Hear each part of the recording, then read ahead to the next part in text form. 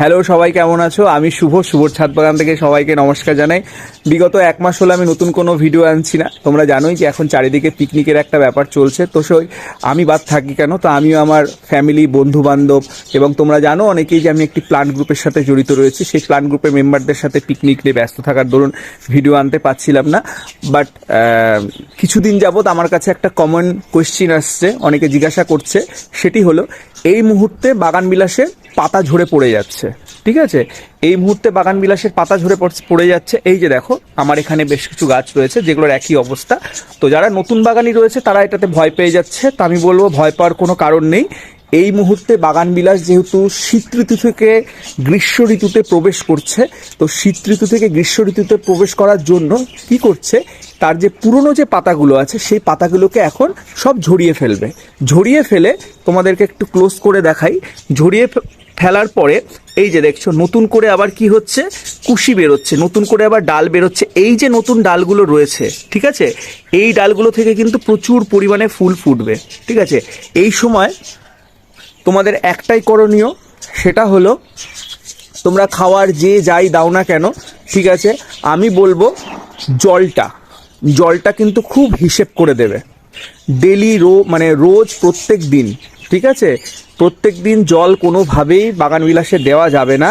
বাগান বিলাসের মিডিয়াতে যখনই জল দেবে, জল দেওয়ার আগে অবশ্যই মাটিটাকে চেক করবে, সেতে ময়েশ্চার কতটুকুনি আছে, ময়েশ্চার বুঝে তারপরেই কিন্তু জল দেবে। এই সময় যদি বেশি পরিমাণে গাছে যদি জল দাও, তাহলে কিন্তু বাগান বিলাসে এই যে সামনের বসন্ত যে সময় আছে, যেই সময় বাগান বিলাস সব থেকে বেশি ফুল দেয়, ফুলের পরিমাণ কিন্তু গাছে কমে যাবে।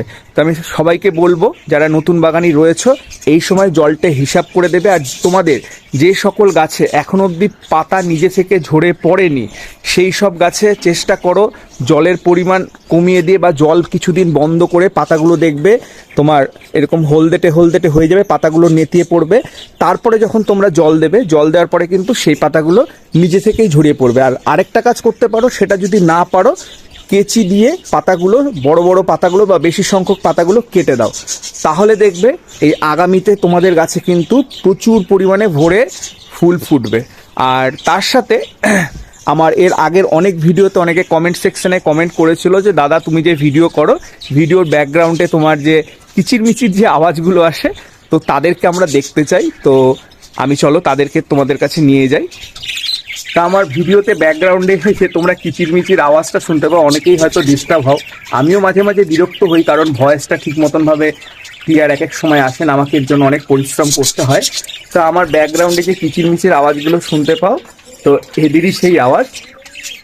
অনেক দিনের সঙ্গী আমার, অনেক ছোটবেলা থেকে আমি এই পাখি পুষি।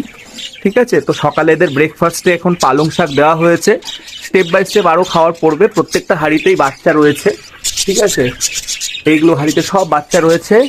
এই যে নিচে প্রত্যেকটা পাখি খুবই সুন্দর, খুবই ভদ্র বলা যায়। ঠিক আছে, আমার খুব কথা শোনে। ঠিক আছে, তো খাবার যখনই দেই না কেন একদম চলে আসে হাতে খাবার খায়।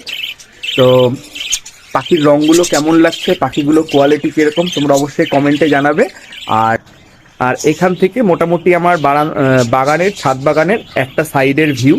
বেশিরভাগ গাছেই এখন ফুল নেই, আগামীতে কিছুদিনের মধ্যেই ফুল ভরে যাবে। এই যে এখানে কিমপুইতে ফুল আসা শুরু করেছে। তো এই হলো বর্তমান অবস্থা, খুবই ফাঁকা লাগছে, কিন্তু কিছু করার নেই। এই সময় যারা আমরা বাগান বিলাস করি আমরা জানি এই সময় আমাদের বাগানটা একটু ফাঁকাই থাকে। তো সবাই ভালো থেকো, লাইক কমেন্ট শেয়ার করে পাশে থেকো।